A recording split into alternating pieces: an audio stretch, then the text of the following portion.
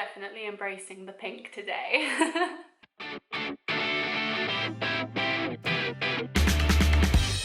Hi guys! So today I want to talk about a topic that really interests me. It's one of my favourite, I guess you could call it, fast food franchises, and it's come under hot water because of its bread. So I'm quite excited to talk about that today, and that is Subway.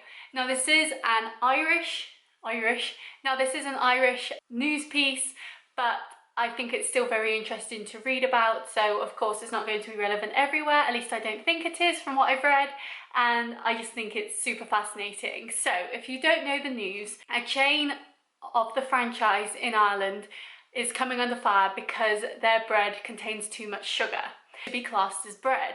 Now of course bread is bread, that's just the way it is. But where I'm from, you have a thing called the sugar tax, which is tax on products that have a certain amount of sugar, which is why in recent years a lot of chocolate bars have gone down in size but stayed the same price, which is ridiculous to me, but you know. And so the law believes that this bread should be taxed as a sugar item and not as bread, because bread doesn't have any extra tax on it, but sugar does.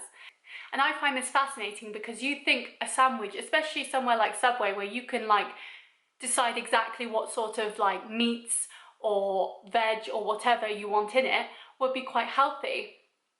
But from this revelation, it seems like actually it's not that healthy, because sugar isn't good for you, obviously. Like, natural sugars are natural sugars. It's like saying fruit is bad for you. Fruit isn't bad for you, it's just the sugar content can be quite high, so you have to be careful with it. So with having natural sugars, sure, like carry on having your banana and your apple at lunch or whatever, but if you have a packet of Jammy Dodgers, for example, that would be too much sugar and you could form diabetes, you could gain weight, all that sort of stuff.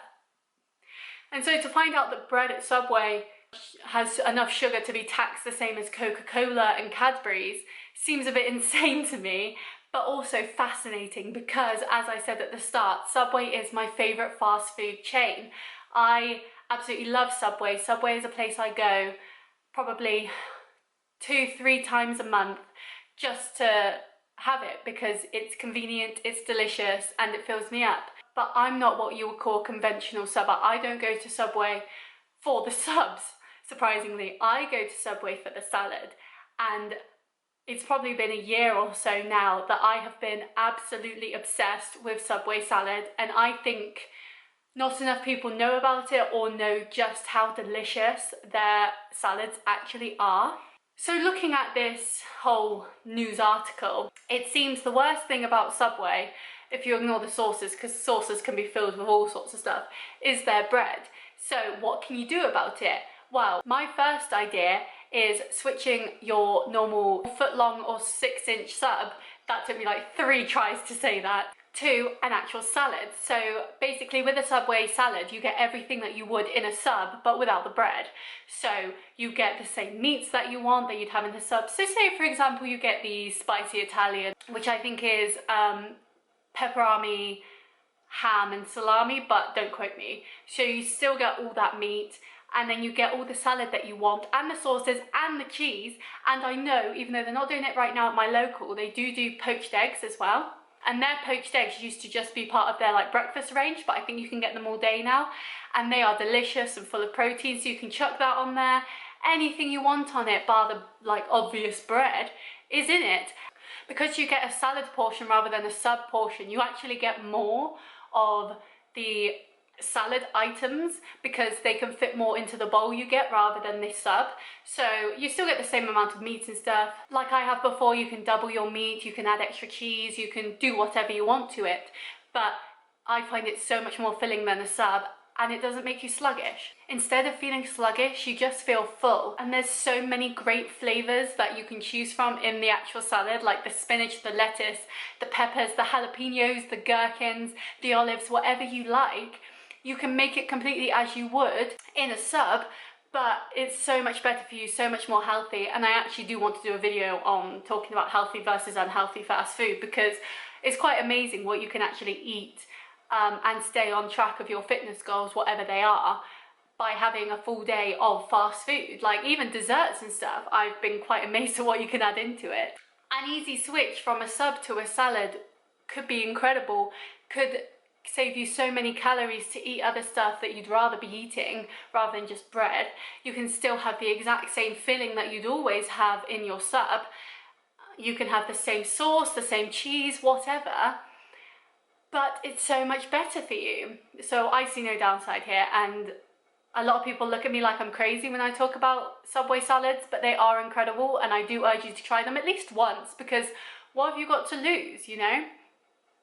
My second option, because now that you know the amount of sugar that's in bread, that can worry people, especially diabetics or people who worry about their weight or weight management or whatever. You don't want to be adding excess sugar into your diet that you don't need to. So another option that I can think of, which pulls away from Subway but gives you your sandwich and you don't have to try and lean on my salads that I love so much, is trying independent sandwich shops around your area.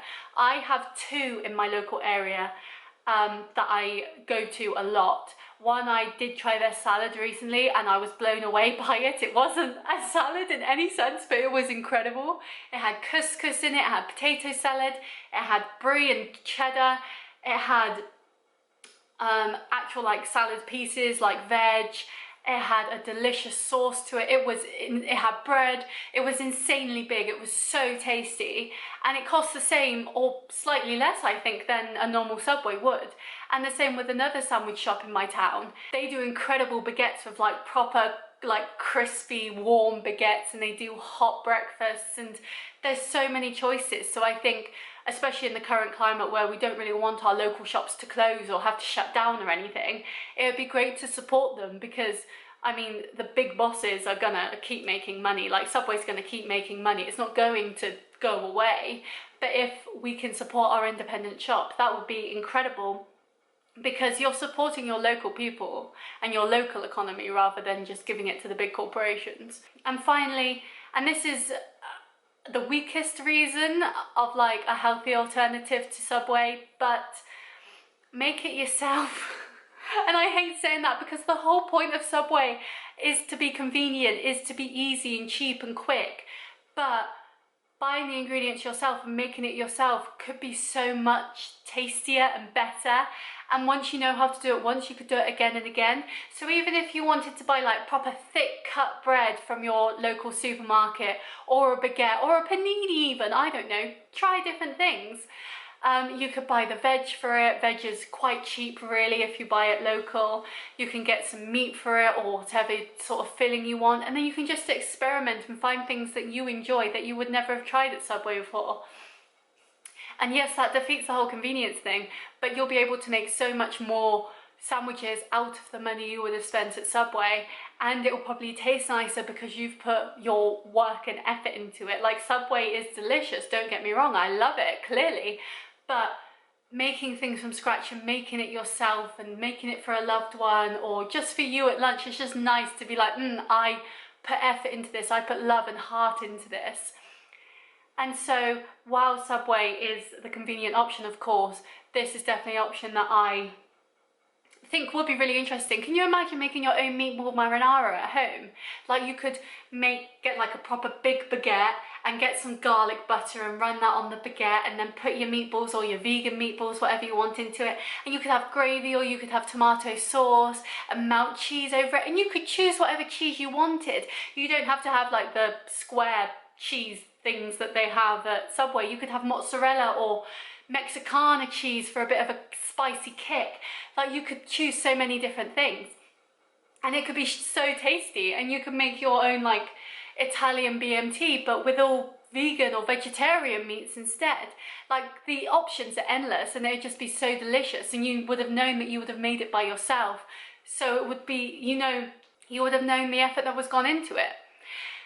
And so for me, this news doesn't really change anything for me. I don't really eat the Subway bread anyway. I always get a salad.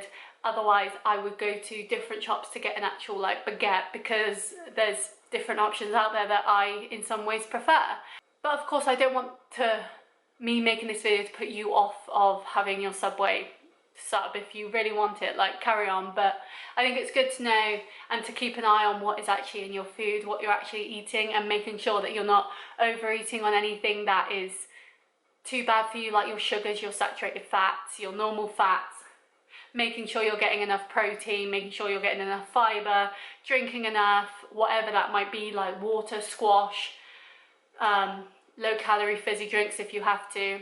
And just being mindful, because you could say, oh, it's a sandwich, like, that's healthy, but you actually look at the nutritions and it's like 1,000 calories, and suddenly your sandwich for lunch has more calories and density in it than whatever you're going to be having for dinner. So I'd love to know what you think. Does this change your opinion on Subway at all? Will you make any changes to what you eat there? What do you eat there? I mean, I normally go for the veggie patty on a salad base with everything but no olives and no gherkins, with light mayonnaise and cheese. That's my like go-to. And they heat the veggie patty up so it's nice and warm when you eat it too. It's delicious. But yeah, I'd love to know what you think, and I'll see you next time. Bye!